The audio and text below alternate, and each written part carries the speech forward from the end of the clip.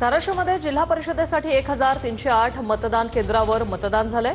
धाराशिवमधील strong room बाहेर 36 police अधिकारी आणि कर्मचाऱ्यांचा पहारा आहे। स्ट्रॉंग रूम बाहेर बंदोबस्तासाठी एसआरपीएफची एक तुकडी तैनात आहे। जिल्हा परिषद निवडणुकीत अनेक दिग्गज नेत्यांची प्रतिष्ठा पणाला लागली आहे। याचा आढावा घेतला आमच्या प्रतिनिधींनी, पाहूया।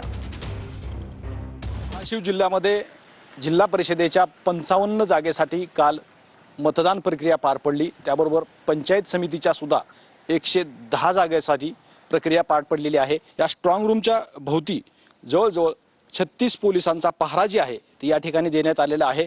या ठिकाणी कुठलाही अनुचित प्रकार घडू नये याची पूर्ण दक्षता जी आहे ती प्रशासनाने घेतलेली आहे। माजी मंत्री आमदार तानाजी सावंत असतील, दुसरं भाजपाचे आमदार राणा जगजितसिंह पाटील असतील आणि खासदार ओमराजे निंबाळकर यांच्या प्रतिष्ठा जी आहे त्या जिल्हा परिषदेच्या निवडणुकीच्या माध्यमातून पणाला लागलेल्या आहेत आणि याचं चित्र जे आहे ती उद्या निकाल लागल्यानंतर स्पष्ट होणार असल्याचं आपल्याला पाहायला मिळतंय। कॅमेरामॅन अभिजित बिशेसह मी श्रीराम क्षीरसागर, TV9 मराठी, धाराशिव।